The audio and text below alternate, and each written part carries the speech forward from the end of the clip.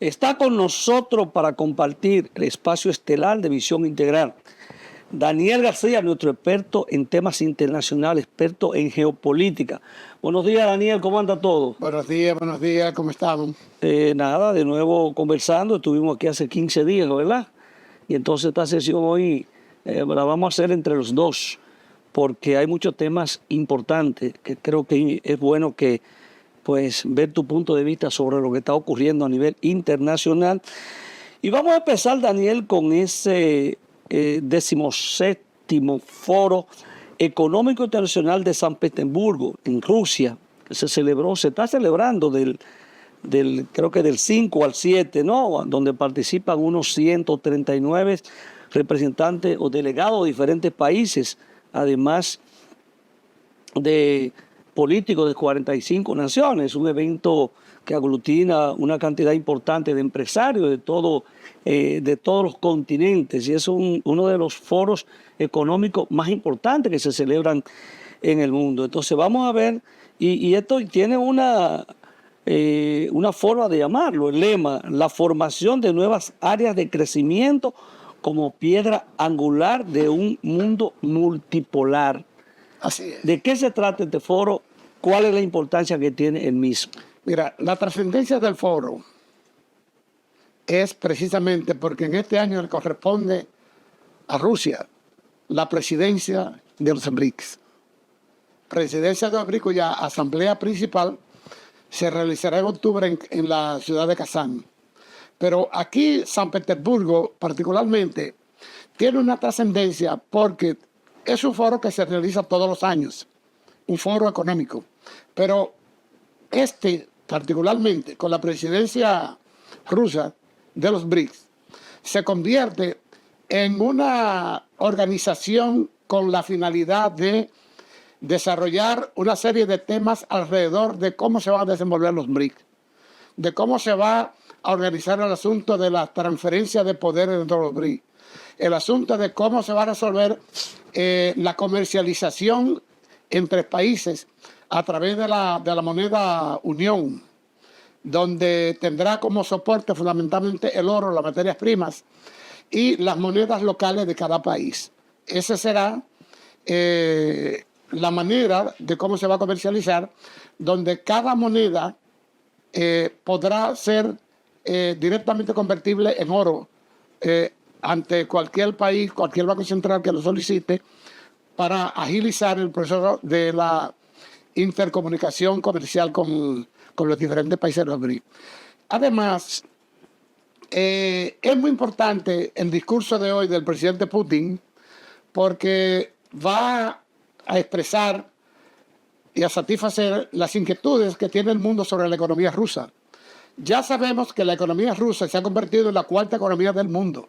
Oigan eso. Cuarta economía del mundo.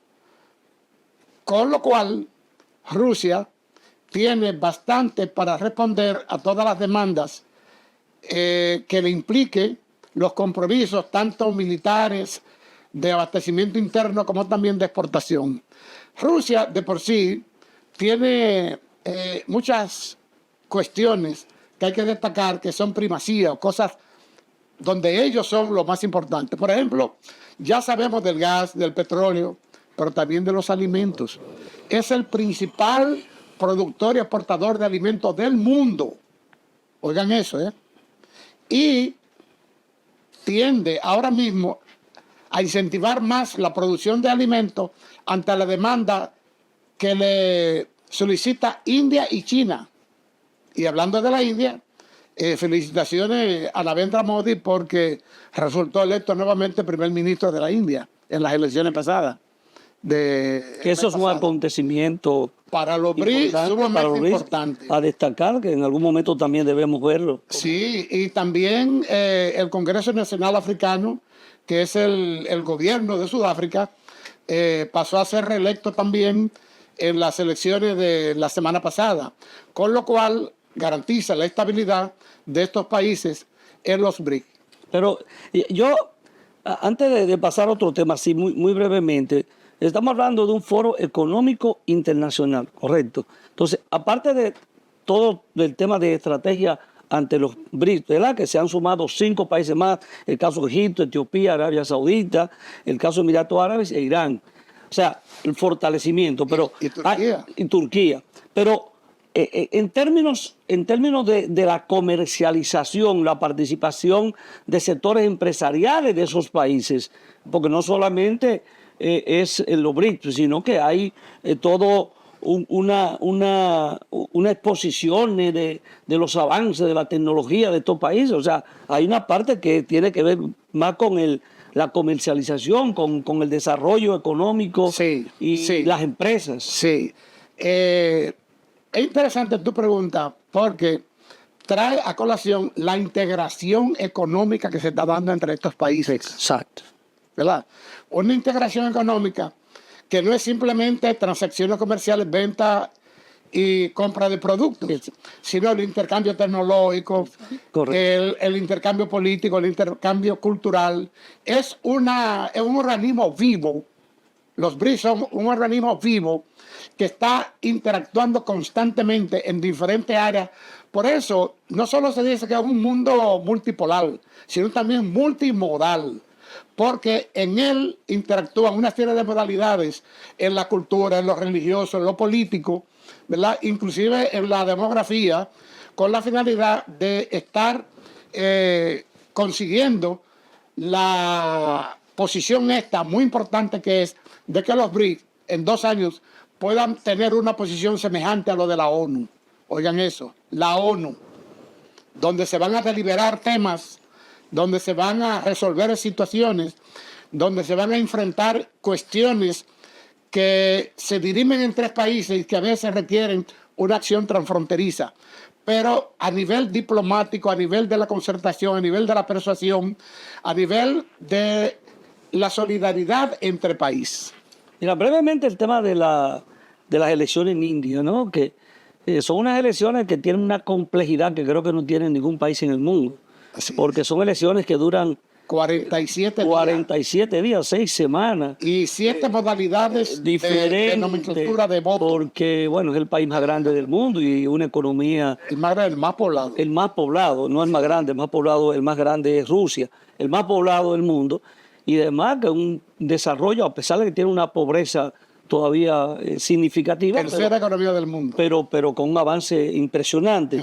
Esa complejidad y cómo se logra, de nuevo, logra en medio de esta situación la reelección, ¿no? Sí, Narendra Modi realmente es un político fuera de serie, muy inteligente, sumamente inteligente, que ha sabido manejar las diferentes fuerzas internas que inciden en la política y también ha sabido equilibrar la India en una actitud política, le llaman multivectorial, porque no solo le vende a Estados Unidos, por ejemplo, las sanciones que impone Estados Unidos a Rusia contra el petróleo, pues Rusia lo que hace es que le vende a la India 8, 10, 12 millones de toneladas de petróleo y la India simplemente la refina, ha instalado muchas refinerías, refina el petróleo y se lo vende a Estados Unidos y a Europa. Entonces ellos tienen que comprarle el petróleo mucho más caro que si lo compraran directamente a Rusia. Y sin embargo le están dando un beneficio grandísimo a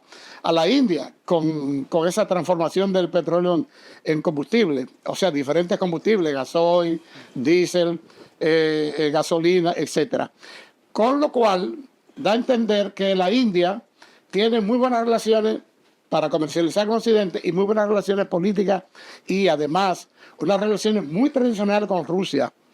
Y Estados Unidos naturalmente quiere jalar a la India a su tendencia hacia la posición del mundo occidental, lo cual es muy difícil porque la India tiene una cultura, una independencia en su soberanía. La India tiene una serie de situaciones que le son tan inherentes que le resulta difícil hacerse depender de un país como Estados Unidos, el país occidental, con una ideología, con una costumbre, con unos valores, los valores de la homosexualidad, los valores de privar la población de un sinnúmero de condiciones, la invasión a la idiosincrasia de cada país.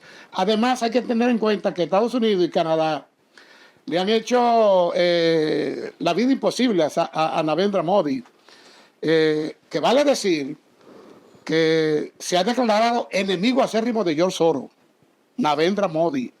¿Por qué? Porque quieren manejar la India, llevar a la India a su terreno, a su tendencia y hacer de la India un instrumento de agresión contra China. Ahora, es un país bastante complejo. Yo digo, ¿cómo Muy se complejo. logra el manejo, la estabilidad, que no tenga no haya ningún problema con un país donde se Hay hablan que no sé problemas. cuánto? Bueno, yo Hay digo, problemas, pero un pa- problemas manejables. manejables, que no tienen esa trascendencia. Exacto. Un país con cartas sociales diversas. Es un país de castas. Es un país de casta, pero tan diverso y con tanto forma de dialectos para la gente Así es. porque no se entienden de un. Bueno, de un- 47 días para celebrar unas elecciones. eso lo explica todo. 600 millones de personas votaron. Exacto, imagínese Con una cosa. población actual de 1.400 400 millones, por encima de China. Mire, recientemente, bueno, se está hablando de una visita o la llegada de unos navíos rusos A Cuba. a Cuba. Ahora, entre el 12 y el 17 de junio, Sí. una visita en aras cortesía. de cortesía, como se ha aplicado, pero refresca un poco lo que fue la crisis de los misiles que se vivió en Cuba en el año 1962, entre el conflicto entre Estados Unidos y Rusia, cuando estaba Kennedy en el poder y Nikita Khrushchev en Rusia. Sí. ¿Cuál es la situación? Eso refresca esto, se puede comparar, pero yo creo que eso está muy distante de compararlo, Mira. aunque Estados Unidos está un poco supervisando, dicen ellos, cualquier cosa que puede ocurrir, aunque dice que no hay ninguna amenaza con este tipo de ¿Qué visitas, está pero hay ocurriendo? 3 buques ¿Qué está y un ocurriendo submarino. realmente? ¿Qué está ocurriendo realmente? La situación se deriva de la crisis de la OTAN con Rusia, donde Estados Unidos, el principal exponente de la OTAN, la fuerza, el ejército, las armas de Estados Unidos son las que constituyen la OTAN. Como Estados Unidos, Biden, precisamente Joe Biden,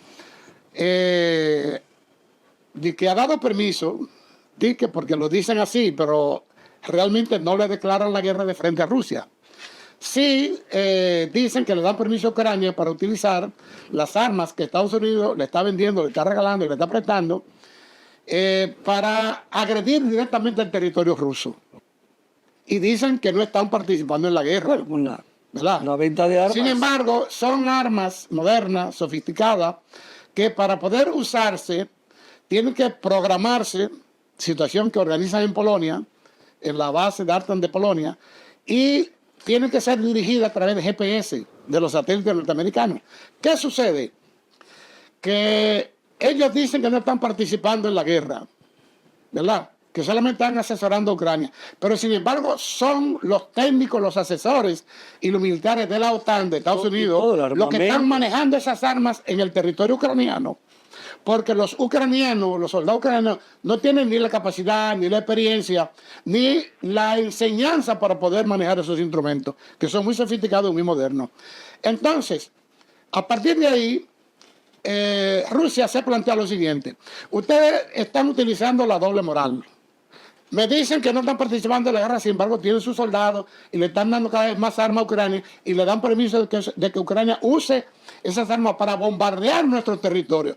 Ah, pues está bien. Nosotros vamos a darle una salida asimétrica a este problema. ¿Cuál? Bueno, mire, nosotros le vamos a vender armas que son más modernas que las de ustedes a todos los países que sean enemigos de ustedes. Nosotros le vamos a vender armas a todos los grupos que están utilizando las bases militares ilegales que ustedes tienen en varios países del mundo. Nosotros le vamos a llevar armas a nuestros amigos para que se defiendan y para que, si es necesario también, se puedan usar. Nosotros lo podemos usar desde ahí contra ustedes que dicen que no y nos están agrediendo. Pero es el caso de Cuba. Ese es el caso de Cuba, de Venezuela y de Nicaragua. No es una visita de... Es una impresión del poder de proyección de fuerza a larga distancia. Eso es lo que se está haciendo con esto, y por eso se recuerda el caso de los misiles de Cuba el 62, porque se dio en verdad una crisis muy profunda, y vamos a ver si Estados Unidos es capaz de hacer una segunda crisis de los misiles de Cuba. Bueno, mire, ¿y qué le pareció recientemente ese ensayo nuclear, vamos a decir, de ese misil intercontinental, ¿verdad?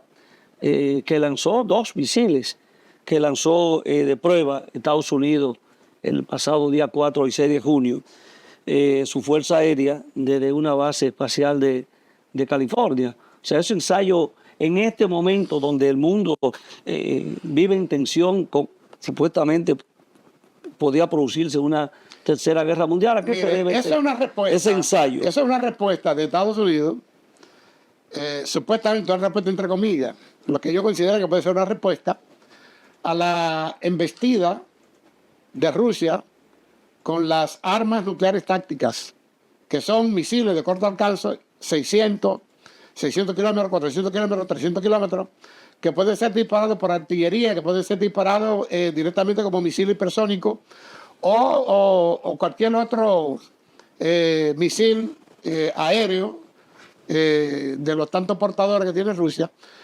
Entonces, como Rusia ya comenzó a hacer prácticas con armas atómicas tácticas, pues Estados Unidos responde de esta manera. ¿Qué ocurre con Estados Unidos? Señores, hasta Corea del Norte, Irán, ya lucen misiles hipersónicos. Y Estados Unidos no ha podido producirlo. La tecnología militar norteamericana es absolutamente obsoleta. Pero estos misiles son los Newman, que sé yo cuánto, más atrasados que Irán, Corea. Que tienen 25 y 30 años. Eso es lo que está diciendo Estados Unidos. Estados Unidos tiene el problema ahora mismo que ni siquiera sus plantas nucleares la pueden manejar con eficiencia, porque ellos no tienen, o sea, están muy atrasados en el manejo de la tecnología nuclear. De tal manera, claro, porque la tecnología nuclear, señores, es igual que la ciencia.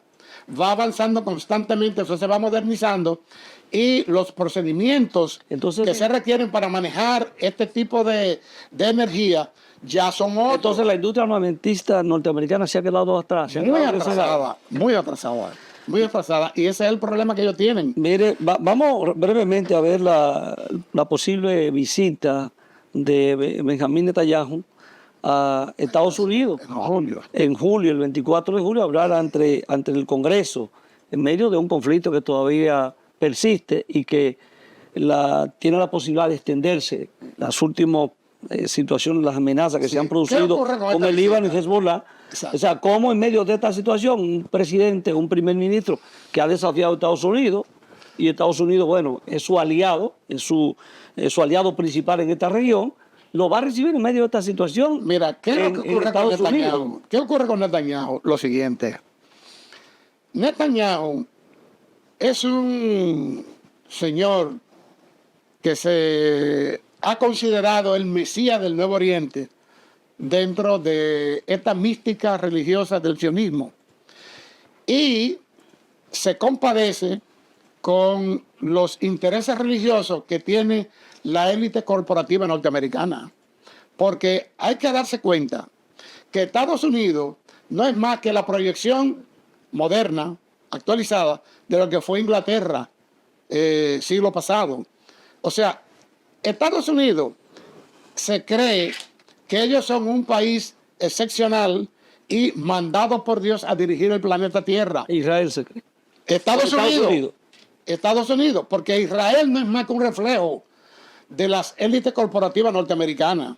De tal manera que el Congreso norteamericano está a merced de los intereses, de las decisiones de esas élites corporativas y de Israel. Por eso, Biden, por ejemplo, la Casa Blanca, no tiene poder sobre Netanyahu. no tiene poder sobre Netanyahu. Por eso lo ha hecho. Por eso Netanyahu hace lo que y no le obedece. Exacto. Pero ¿qué ocurre? ¿Qué ocurre? Que Biden tiene un gran problema, que son las elecciones que vienen. Ahí vamos. Y ese proceso electoral le demanda a Biden ponerse a la altura de las encuestas a nivel de cómo está Donald Trump. ¿Y esta visita le ayudaría?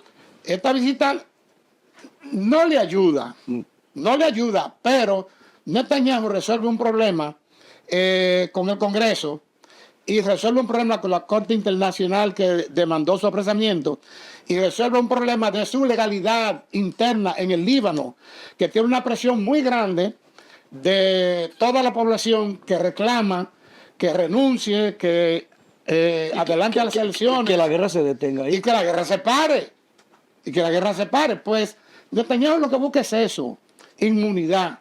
Inmunidad que se la puede ofrecer el Congreso. Que se lo está ofreciendo. Corte Penal Internacional, ante el pueblo de Israel y ante la población estudiantil norteamericana que se ha volcado en contra totalmente de Biden y de Israel. Esa es la situación que hay. Hay mucho más todavía, pero vamos a ver qué sucede después del discurso del presidente Putin. Y la repercusión que puede tener esto en la relación de Estados Unidos, en la candidatura de Biden, con la candidatura de Donald Trump, que a pesar de la condena, pues tiene unas recaudaciones récord en días. Entonces sigue siendo una amenaza, y más con el discurso que Donald Trump está manteniendo en contra de Biden y de los demócratas. La aceptación de Donald Trump es un hecho, pero en la realidad de la política internacional es lo mismo. Donald Trump o Biden es lo mismo, porque son correspondientes con un interés que es el de la élite corporativa, que es quien manda en Estados Unidos. Miren, hemos llegado al final, así que muchísimas gracias por acompañarme en la mañana de hoy. Nosotros nos despedimos hasta el próximo domingo. Desearles feliz resto del día. Dios mediante. La próxima semana nos vemos. Muchas gracias. Pasen buen día.